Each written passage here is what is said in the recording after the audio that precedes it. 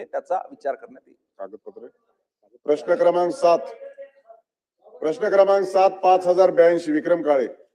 सभापती महोदय, प्रश्न क्रमांक 5082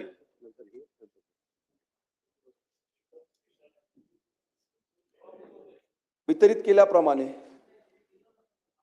सभापती महोदय, राज्यातल्या शिक्षकांची अशैक्षणिक कामे काढून घ्यावीत आणि त्यांना फक्त शिकवण्याचंच काम द्यावं आणि शिक्षकाचं काम हे शिकवण्याचंच काम आहे सभापती महोदय. असं असताना सुद्धा या राज्यामध्ये कोणतंही काम आलं, निवडणुकीचं तर सगळंच काम शिक्षक करतात. BLO म्हणून सुद्धा काम सभापती महोदय वर्ष चालतं सभापती महोदय काम वर्षभर, म्हणजे वर्षभर त्या शिक्षकाची विद्यार्थ्याची भेट सुद्धा होत नाही सभापती महोदय. सभापती महोदय, हे BLOचे आणि निवडणुकीचे काम देण्याचा अधिकार कोणाला आहे? महसूल विभाग, संबंधित निवडणूक अधिकारी जिल्ह्याचा आणि SDO.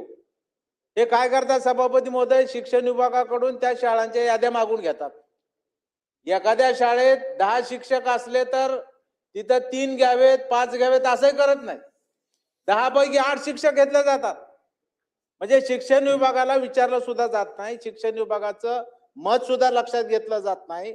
आणि अशा पद्धतीनं 10 पैकी जर 8 शिक्षक शाळेत नसतील तर वर्गामध्ये 40-50 विद्यार्थी असतात. त्यांचं संचालन नियमन कसं करायचं सभापती महोदय? ऐन वेळेला कुठले शिक्षक आणायचे?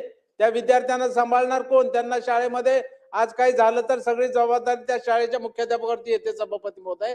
अशा परिस्थितीमध्ये त्या मुख्याध्यापकांनी काय करायचं हा मोठा प्रश्न उभा राहतोय.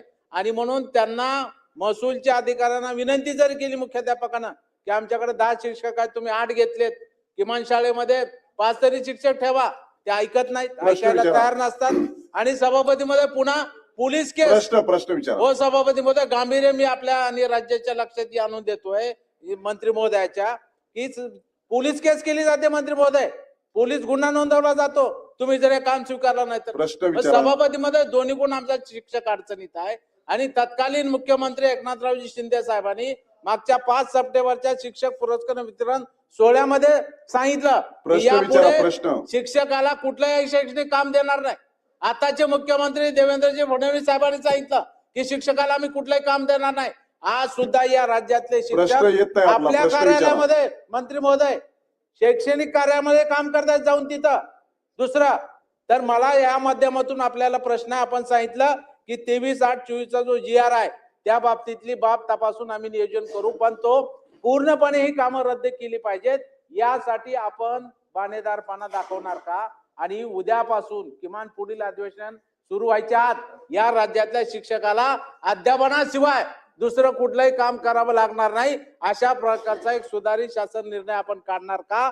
आणि आता महाराष्ट्रातल्या ज्या शिक्षण विभागामध्ये वेगवेगळ्या ठिकाणी तालुका स्तरावर जे काही शिक्षक तुम्ही प्रतिनियुक्तीवर घेतलेले आहेत त्यांना त्यांच्या शाळेवर पाठवण्यासाठी तर तुम्हाला कोणाची अडचण नाही, तो निर्णय तुमच्या हातामध्ये आहे, तो तुम्ही घेणार का? माझे अतिशय मुद्देसूद आणि कंसात स्पेसिफिक प्रश्न आहेत. सन्माननीय विक्रम काळे साहेबांनी सूचना केल्याप्रमाणे शिक्षकांना शिक्षणाच्या व्यतिरिक्त कुठलंही इतर काम देण्यात येऊ नये या संदर्भातल्या सूचना इतर विभागाच्या प्रधान सचिवांना देण्यात येतील. निरंजन डावखरे. मंत्री महोदयांनी सूचना दिल्या असं सांगितलंय, पण तसं मुळात होत नाहीये.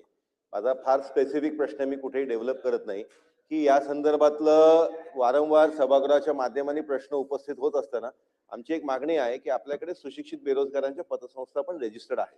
आता हे खरं तर कौशल्य विकासच्या अंडर येतं आणि लोढासाहेब पण या इकडे आहेत. माझी सभापती महोदय आपल्याला विनंती आहे की या संदर्भातली जर दोन्ही मंत्री महोदयांच्या बरोबर आणि खात्यांबरोबर जर बैठक घेतली तर शिक्षकांचं, कारण राष्ट्रसेवेचं काम आहे BLOचं आणि इलेक्शनचं, ते कोणीतरी केलं पाहिजे आणि सुशिक्षित बेरोजगारांना ते काम पाहिजे.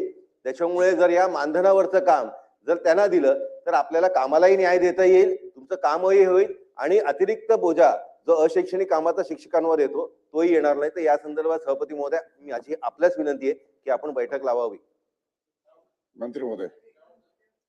अतिशय चांगली सूचना सन्माननीय डावखरे साहेबांनी या ठिकाणी केलेली आहे. तर ह्या संदर्भात लवकरच आपले कौशल्य विकास मंत्री सन्माननीय लोढा साहेब, आपण आणि इतर सर्व सन्मान्य सदस्य यांच्यासोबत बैठक घेऊन मार्ग काढण्यात येईल. प्रश्न क्रमांक 8